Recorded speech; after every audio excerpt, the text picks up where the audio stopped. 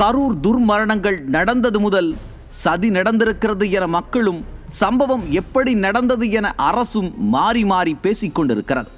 DGP, ADGP, IAS அதிகாரிகள், செந்தில் பாலாஜி, மா சுப்பிரமணியம், ஸ்டாலின் என அடுத்தடுத்து செய்தியாளர் சந்திப்பு நடத்தி வீடியோவெல்லாம் போட்டு காட்டி வினோத விளக்கம் கொடுக்கிறார்கள்.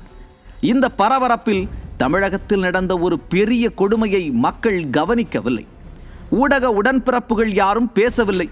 தாயின் கண்முன்னே 24 வயதான ஒரு இளம்பெண் காவல்துறையைச் சேர்ந்த 2 காம வெறி பிடித்த மிருகங்களால் சீரழிக்கப்பட்டிருக்கிறார். அந்த இளம்பெண்ணிற்கு தமிழகம் நீதி கேட்குமா, அவளுக்கு நீதி கிடைக்குமா என்ற கேள்வியை எழுப்புகிறது இந்த செய்தி தொகுப்பு. இன்று நீதிக்கு அடையாளமாய் சுடர்விட்டெறியும் ஜோதியாய் திருவண்ணாமலையில் அண்ணாமலையார் காட்சியளித்துக் கொண்டிருக்கிறார். வாழ்வில் பெருந்துயரங்களை சுமந்து வாடும் ஏழைகள் ஏதாவது ஒரு வழியை காட்டப்பா என அண்ணாமலையாரை தரிசிக்க வருகின்றனர்.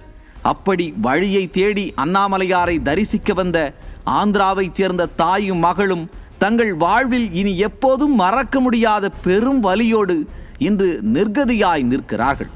அதற்கு காரணம் காவல்துறையில் பணியாற்றும் சுரேஷ்ராஜ், சுந்தர் என்கிற இந்த 2 காமுகர்கள்தான்.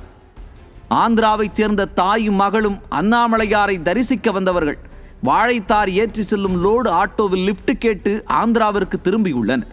அப்போது சோதனை சாவடியில் வழிமறித்த 2 காவலர்கள் லோடு ஆட்டோ ஓட்டுநரை மிரட்டி தாயையும் மகளையும் கீழே இறக்கி இருக்கிறார்கள். பாதுகாப்பாக நாங்கள் அழைத்து செல்கிறோம் என தாயிடம் சொன்ன அந்த 2 காவலர்கள் ஆள் நடமாட்டம் இல்லாத பகுதிக்கு இருவரையும் அழைத்து சென்று தாயை ஓரிடத்தில் இறக்கிவிட்டு மகளை வேறொரு இடத்திற்கு அழைத்து சென்று ஒருவர் பின் ஒருவராக இரவு முழுவதும் சீரழித்திருக்கிறார்கள். இரவு முழுவதும் உதவி கிடைக்காமல் தாய் ஒரு பக்கம், மகள் ஒரு பக்கம் என வார்த்தைகளால் விவரிக்க முடியாத பெரும் சித்திரவதையை அனுபவித்துள்ளனர். இந்நிலையில் சீரழித்துவிட்டு காவலர்கள் சென்றுவிட விடியும் வரை தாயும் மகளும் ஒருவருக்கொருவர் ஆறுதல் கூட சொல்லிக்கொள்ள முடியாமல் கண்ணீருடன் பரிதவித்துள்ளனர். காலை 4 மணி அளவில் அப்பகுதி வழியே வந்தவர்கள் இளம்பெண் அலங்கோலமாய் இருப்பதைக் கண்டு அதிர்ந்து போய் ஆம்புலன்ஸிற்கு தகவல் சொல்லி உள்ளனர். அந்த இளம்பெண் மருத்துவமனையில் அனுமதிக்கப்பட்டுள்ளார்.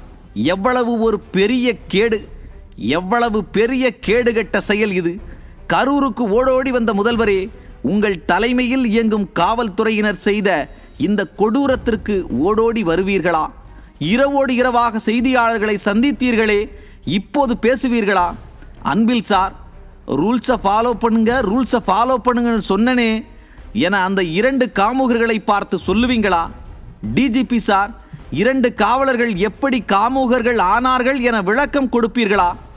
அமுதா ஐஏஎஸ் மேடம், எத்தனை மணிக்கு அந்த பெண்கள் வந்தார்கள், காவலர்கள் எப்போது பார்த்தார்கள் என புள்ளி விவரத்துடன் ஒரு பிரஸ் மீட் கொடுப்பீங்களா? இந்த அவலத்திற்கு யார் பதில் சொல்ல போகிறீர்கள்? தமிழகம்தான் பெண்களுக்கு பாதுகாப்பான மாநிலம் என்ற நிலை மாறி இன்று அண்டை மாநில பெண்கள் தமிழகத்திற்கு வரவே அஞ்சும் சூழல் உருவாகி இருக்கிறது. அதுவும் காவலர்களை பார்த்து நடுங்கும் சூழல் உருவாகி இருக்கிறது. இப்படி ஒரு கேடுகட்ட ஆட்சியை நடத்தும் ஸ்டாலின் தன்னை அப்பா என அழைக்க வேண்டும் என்கிறார். இப்ப ரேவந்த் ரெட்டியை கூட்டி வந்து விழா நடத்துங்க சார், கிளுகிளுன்னு இருக்கும். அட நான் சொல்லல, மக்கள் சொல்றாங்க.